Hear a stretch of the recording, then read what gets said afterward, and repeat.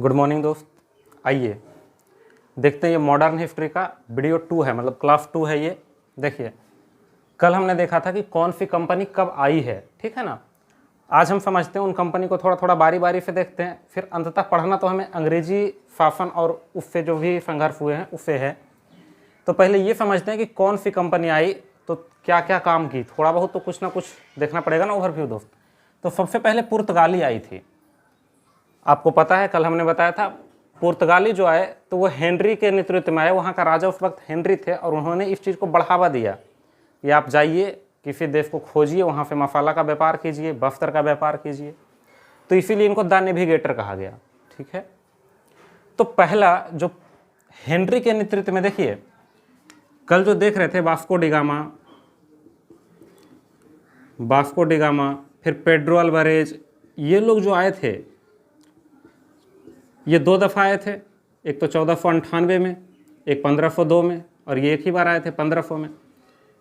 तो ये लोग खुद अपने दम पे आए थे और मतलब आए और सीधा व्यापार करके चले गए। लेकिन प्रिंस हेनरी के अनुसार ऐसा नहीं था कि फिर व्यापार करके आना, उनके अनुसार था कि आप वहीं रहिए, वहीं से आप मसाला या जो भी उसको भेजिए और हम यहाँ सप्लाई करेंगे, मतलब हम यहाँ बेच देंगे। जैसे आप ऐसे समझ सकते हैं जैसे अपना दूतावास अलग अलग देशों में होता है ना, अपना राजदूत अलग देशों में होता है, वहाँ की सारा न्यूज़ को बताता है हमें।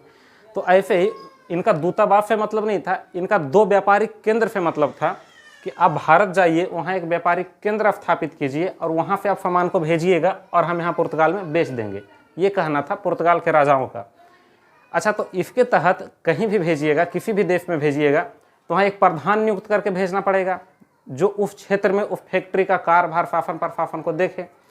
तो उस टाइप से पहला जो अधिकारी बनाकर भेजा गया जिसका नाम अल्मीडा था, अल्मीडा को हेनरी ने 1505 ईस्वी में गवर्नर या वायसराय कहिए बनाकर भेजा था पुर्तगाल से, जो 1505 में भारत आया, ठीक है। 1505 से 1509 तक यही भारत में रहे, ये भारत आया। इन्होंने एक पॉलिसी चलाई, ब्लू वाटर पॉलिसी। देखिए उस टाइम पे जितनी भी यूरोपीय कंपनियां थी सब में होड़ मची हुई थी कि हम मसाला लाएंगे और हम ज़्यादा पैसा कमाएंगे, और सीधा बात थी कि जितना ज़्यादा प्रॉफिट होगा वो देश उतना ज़्यादा आगे निकल जाती।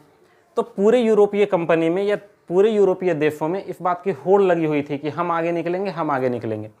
ऐसे में अल्मीडा सबसे पहला वायसराय थे जो इस क्षेत्र में आए थे। 1498 से जब पुर्तगाली आना शुरू हुए तभी से पुर्तगाली का वर्चस्व बनने लगा।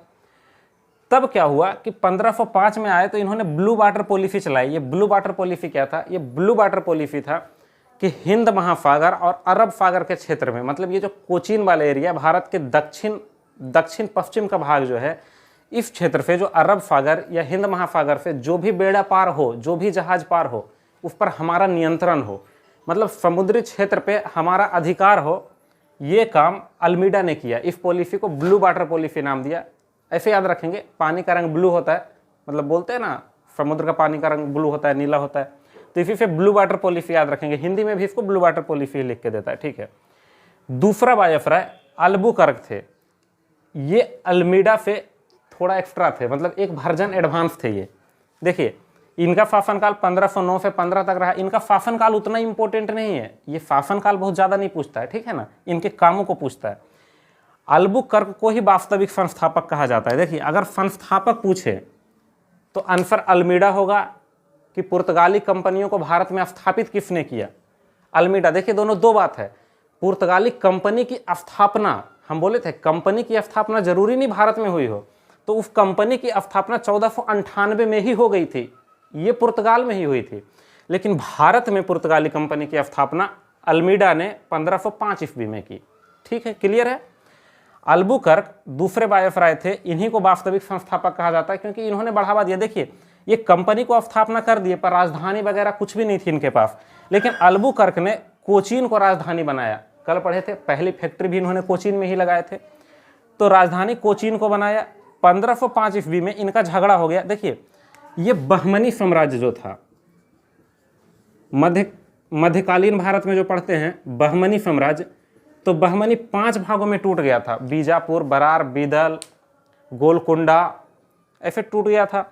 तो उसमें से एक बीजापुर जो था, वहाँ का वंश को आदिल शाही वंश कहा जाता था। तो बीजापुर के आदिल शाह के खिलाफ इन्होंने एक अभियान किया, मतलब एक जंग छेड़ दिया, और इस जंग में ये विजय हो गए। और विजय हो गए तो जहाँ तक इनकी सैनिक घुस पाई वहाँ तक ये क्षेत्र इनका हो गया।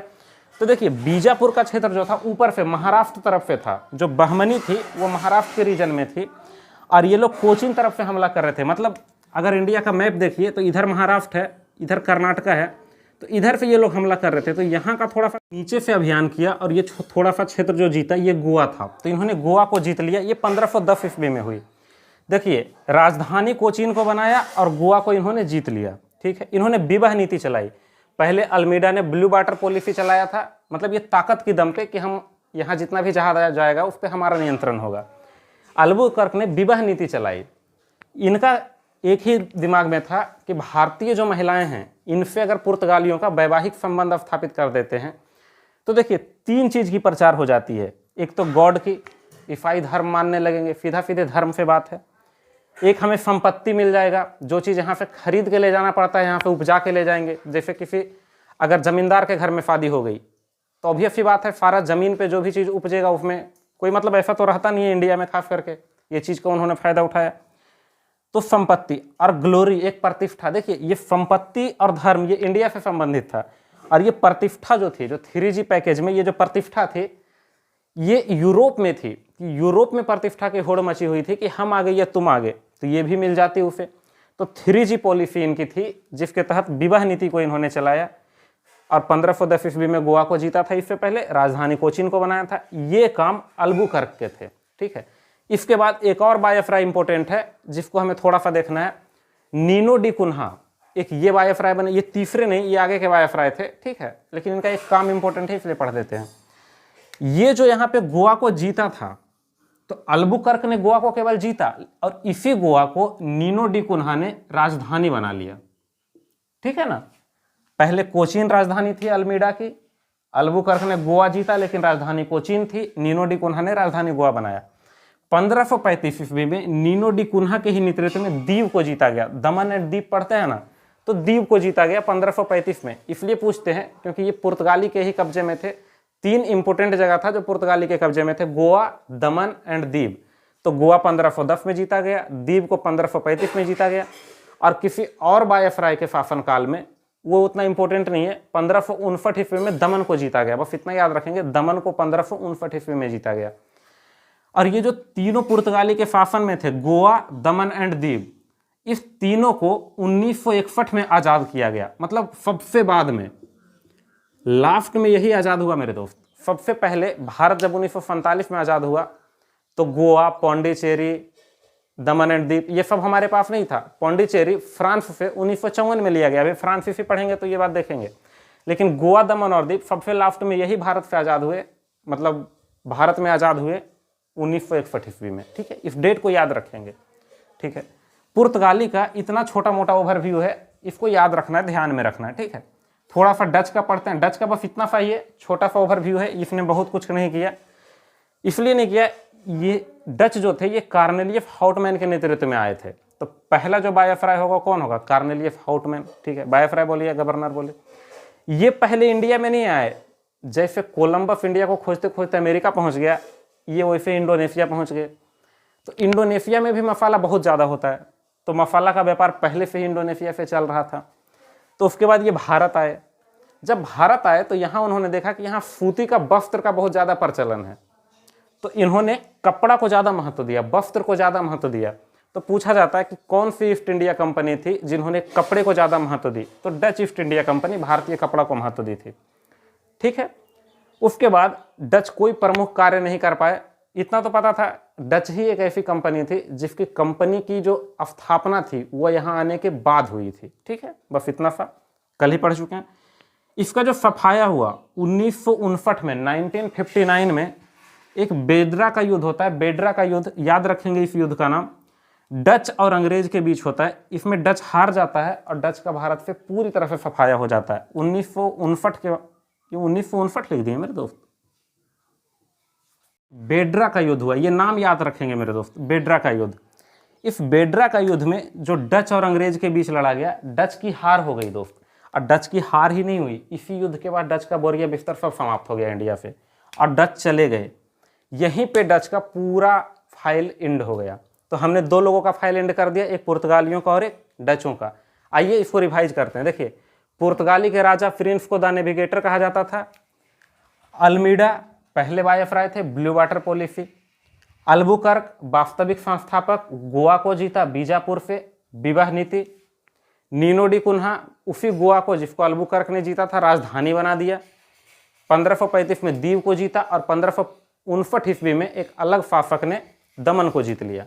और ये जो पुर्तगाली के कब्जे में थे, सबसे पहले यूरोपीय कंपनी में पुर्तगाली ही इंडिया आई थी और सबसे लास्ट में पुर्तगाली ही इंडिया छोड़ के गई, वो 1961 में गई जब गोवा, दीव और दमन आज़ाद हुआ। ठीक है। डच कार्नेलियस हाउटमैन के नेतृत्व में आए थे। पहले इंडोनेशिया गए थे, मसाला के लिए इंडोनेशिया को वैल्यू दिया, इंडिया को कपड़ा के लिए वैल्यू दिया था। एकमात्र यूरोपीय कंपनी थी जो भारत को कपड़ा के लिए प्रधानता दी थी। देखिए, जो अगला यूरोप वाले आए वो अंग्रेज थे, अंग्रेजी कंपनी थी। इनको 31 दिसंबर 1600 को फरमान दिया गया। फरमान बोले तो मेरे दोस्त सर्टिफिकेट, जैसे रजिस्ट्रेशन दिया जाता है ना यहाँ, कि आपको किसी स्कूल खोलने का, दुकान खोलने का रजिस्ट्रेशन दिया जा रहा है, तो ऐसे ही इस कंपनी को 31 दिसंबर 1600 को, मतलब 1600 के अंतिम दिन, इनको 15 वर्षों के लिए एक रजिस्ट्रेशन मिला कि आपको 15 वर्षों के लिए रजिस्ट्रेशन दिया जाता है, आप जाकर भारत में व्यापार कर सकते हैं। ये रजिस्ट्रेशन किसने दिया? एलिजाबेथ ने, वहाँ की महारानी थी ये। ठीक है ना, क्राउन बोलते हैं अंग्रेजी में। इन्होंने ही इन्हें परमिशन दिया था, फरमान दिया था या रजिस्ट्रेशन दिया था, जो कहिए। एलिजाबेथ की 1603 में मृत्यु हो जाती है। उसके बाद वहाँ का नया जो राजा बनते हैं वो जेम्स प्रथम बनते हैं। अब ये जेम्स प्रथम जो थे, ये नया शासक 1603 में बनने के बाद 1608 में कैप्टन हॉकिंस को एक्चुअली ये भेजते पहले ही हैं, तो पहले भेजते हैं तो 1605 तक कौन शासक थे? अकबर। तो अकबर के नाम से लेटर लेकर पहुंचे थे, मतलब जो खत थी, जो चिट्ठी थी, उस पर किसका नाम लिखा हुआ था? अकबर का नाम लिखा हुआ था। लेकिन ये पहुंचे कहाँ? जहांगीर के दरबार में, क्योंकि 1605 के बाद शासक कौन बन गए थे? 1606 से जहांगीर। तो ये अकबर का नाम लेकर जहांगीर के दरबार में पहुंचे थे 1608 में कैप्टन हॉकिंस।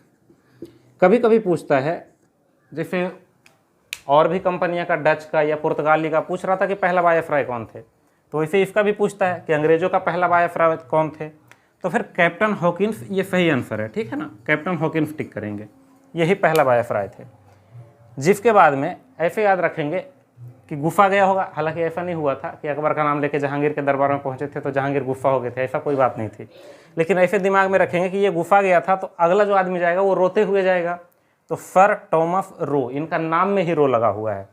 ये 1615 में आए। ठीक है। अब कुछ डेट है जो हमें याद रखनी पड़ेगी। 1600 के अंदर 4 डेट है, एक 1632, 1661, 1668 और 88। देखिए, केवल एक इसको याद रखेंगे, 1632 को और फिर 1661 को। 61 के बाद इसी का काम 68 में किया गया 7 वर्षों के बाद, और इसके 20 वर्षों के बाद एक डेट याद रखेंगे। ठीक है। देखिए क्या क्या हुआ था। 1632 ईस्वी में सुनहरा फरमान जारी किया गया। ये सुनहरा फरमान क्या था, इसको भी देखते हैं। सुनहरा फरमान का मतलब कुछ ना कुछ अच्छा ही होगा अंग्रेजों के लिए, अंग्रेजों के हिसाब से सुनहरा फरमान था। ठीक है। देखिए, इसमें गोलकुंडा में फ्री व्यापार का आदेश दे दिया गया। गोलकुंडा का जो क्षेत्र था वहाँ फ्री व्यापार का आदेश दे दिया गया, और वहाँ के शासक कुतुब शाह थे। उस वक्त वहाँ का शासक का नाम कुतुब शाह था। ये कभी कभार पूछ लेता है कि सुनहरा फरमान जारी करने वाला शासक कौन था, तो कुतुब शाह आंसर होगा। गोलकुंडा का शासक कुतुब शाह था।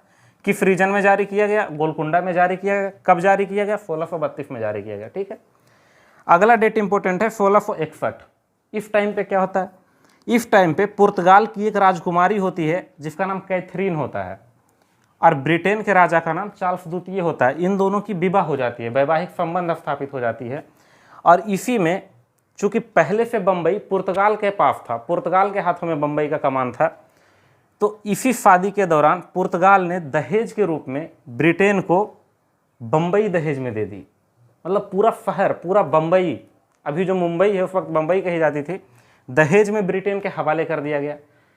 एक्चुअली में ये ब्रिटेन के राजा को दिया गया, तो ये ब्रिटेन की संपत्ति थी, किसी पार्टिकुलर निजी आदमी या कुछ पर्सनली 10-20 आदमियों की संपत्ति नहीं थी। लेकिन कंपनी तो निजी 10-20 लोगों को रजिस्ट्रेशन दिया गया था ना। तो देखिए क्या हुआ, 7 साल के बाद 1668 में वही बम्बई जो ब्रिटेन के पास थी वो कंपनी को सौंप दी गई कि आपको जो यहाँ करना है कीजिए, 10 पाउंड के वार्षिक किराए पे।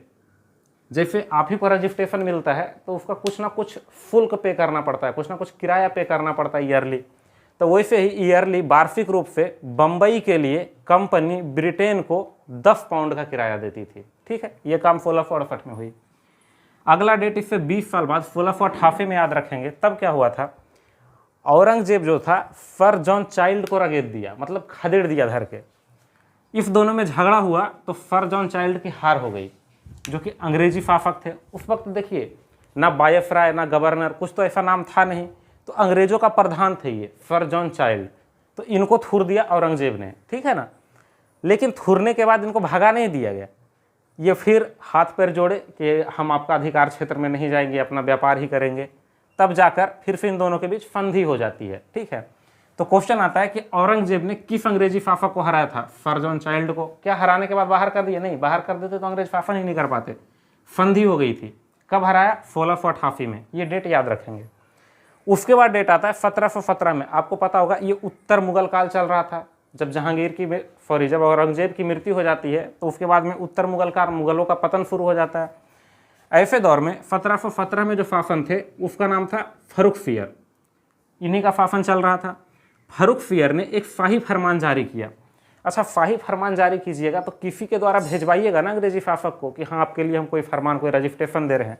तो जो अंग्रेज का दूत थे उनका नाम जॉन फरमन था। अरे सिमरन नहीं, फरमन। सिमरन भी याद रख सकते हैं कि सिमरन था, इसीलिए उनको शाही फरमान दे दिया गया। ठीक है, तो जॉन फरमन को शाही फरमान दिया गया। शाही फरमान को अपने देश में बहुत अच्छा माना जाता है कि मतलब शाही कोई चीज़ कर रहा है, बहुत एडवांस कर रहा है, पक्ष में है आपके। तो पक्ष वाली चीज़ों को अंग्रेजी में या अंग्रेज लोग इसे मैग्ना कार्टा कहते हैं। तो इसे अंग्रेजों के लिए मैग्ना कार्टा कहा गया। ठीक है, क्वेश्चन आता है अंग्रेजों का मैग्ना कार्टा किसे कहा जाता है? शाही फरमान को 1717 किसने जारी किया? फर्रुखसियर ने। किसके द्वारा जारी किया? जॉन फरमन के हाथों। ठीक है, इसमें था क्या? इसके कुछ 3 इंपॉर्टेंट पॉइंट हैं। इसमें 3000 की वार्षिक कर पर बंगाल को दे दिया, मतलब 3000 रुपया पर वर्ष चुकाने थे और बंगाल आपका है, जो मर्जी है कीजिए। 10,000 की वार्षिक कर पर सूरत को दे दिया गया। सूरत उस टाइम पे ज़्यादा डेवलप था, इसीलिए ऐसा हुआ। 10,000 की वार्षिक किराए पे सूरत को दे दिया गया। देखिए ना, सूरत में ही फैक्ट्री लगा रहे थे अंग्रेजी फ्रेंच का, पहली फैक्ट्री सूरत में लगाए थे। बम्बई में सिक्का ढालने की छूट दे दी गई। अब ये जो बम्बई मिला था ब्रिटेन के हाथों और वो कंपनी के यहाँ गई थी, तो अब कहा इन्होंने शाही फरमान के द्वारा फर्रुखसियर ने कि ये बम्बई आपका है, आप चाहें तो इसमें अपना सिक्का भी ढाल सकते हैं। कौन सा सिक्का ढालेंगे? पाउंड, क्योंकि ब्रिटेन की मुद्रा उस वक्त भी पाउंड ही थी, तो पाउंड ढालने की छूट दे दी गई। अब कुछ किला है, देखिए किला के बारे में पूछता है और 3 ही किला के बारे में पूछता है। हमेशा यही 3 किला घूमता है क्योंकि ये 3 किला इंपॉर्टेंट थे। राजा महाराजा के बाद जो अंग्रेज लोग आए थे, जो यूरोपियन कंपनी आई थी, उन्होंने इस 3 किला का निर्माण करवाया था शहरों को कब्जा करने के लिए। तो जो इंपॉर्टेंट किला उसमें एक फोर्ट विलियम है, कलकत्ता में है। ये प्रथम प्रेसिडेंसी थी, मतलब पहली बार कंपनी से बाहर आकर किसी क्षेत्र में शासन करना यहीं से स्टार्ट हुई थी, कलकत्ता से ही। ठीक है ना, जो काम अंग्रेजों ने किया था ये काम ब्रिटेन ने किया था। फोर्ट सेंट जॉर्ज, ठीक है, फोर्ट का मतलब तो किला होता है, सेंट जॉर्ज उसका नाम था। मद्रास में है ये, वर्तमान में तमिलनाडु है। ठीक है, तो मद्रास में ये फोर्ट सेंट जॉर्ज था, यहाँ पे भी अंग्रेजों ने ही किला बनाया। तो ये दोनों जो किला था ये अंग्रेज का था। और उसके बाद एक किला फोर्ट लुई, एक्चुअली में अभी आगे पढ़ेंगे, फ्रांस जो आया था यहाँ, फ्रांसीसी जो यहाँ आए थे वो लुई 14वां के नेतृत्व में आए थे, तो उन्हीं के नाम पे किला का नाम लुई रखा गया था। और ये जो लुई था ये फ्रांस वालों के कब्जे में था, ये पौंडीचेरी को घेरता था, मतलब पौंडीचेरी की जो किलाबंदी की गई उसका नाम फोर्ट लुई दिया गया, फ्रांस ने ये करवाया था। ठीक है दोस्त, ये ब्रिटेन शासनकाल की एक ओवरव्यू है, बाकी तो इसे हमें डीप से पढ़नी है। ठीक है, आइए इसका रिवीजन करते हैं। देखिए अंग्रेज को अंग्रेज को पहला फरमान कब मिला कि आपको 15 वर्ष का अधिकार दिया जाता है? 31 दिसंबर 1600 को। किसने दिया? एलिजाबेथ ने। ठीक है, जेम्स प्रथम ने 2 को यहाँ इंडिया भेजा, 2 वायसराय को, पहले कैप्टन हॉकिंस आए, फिर सर टॉमस रो आए। ठीक है, उसके बाद में 1632 में सुनहरा फरमान, गोलकुंडा में मुक्त व्यापार, कुतुब शाह। 1661 में कैथरीन चार्ल्स द्वितीय का विवाह बम्बई दहेज में। 1668 में बम्बई कंपनी के हाथों 10 पाउंड की वार्षिक किराए पे। 1688 में चाइल्ड को औरंगजेब ने खदेड़ दिया, बच्चा था खदेड़ दिया उसको, फिर संधि हो जाती है। 1717 में शाही फरमान, अंग्रेजों का मैग्ना कार्टा, फर्रुखसियर। बंगाल में छूट 3000, सूरत में छूट 10,000, बम्बई सिक्का ढालने की छूट। ठीक है, किला की बात करते हैं, विलियम कलकत्ता में, जॉर्ज मद्रास में, ये दोनों अंग्रेजों ने बनवाया था, और लुई पौंडीचेरी में फ्रांस ने बनवाया था। ठीक है, फ्रांस और अंग्रेजों का संघर्ष कल देखेंगे। फ्रांस और अंग्रेजों के बीच बहुत लंबा संघर्ष चला है दोस्त, ठीक है ना, तो इस चीज़ को कल समझेंगे, ये वीडियो ज़्यादा लंबा हो जाएगा। ठीक है, आज यहीं तक रुकते हैं, धन्यवाद। और हाँ दोस्तों, अगर आपको वीडियो पसंद आती है तो लाइक, शेयर और सब्सक्राइब जरूर करें। धन्यवाद।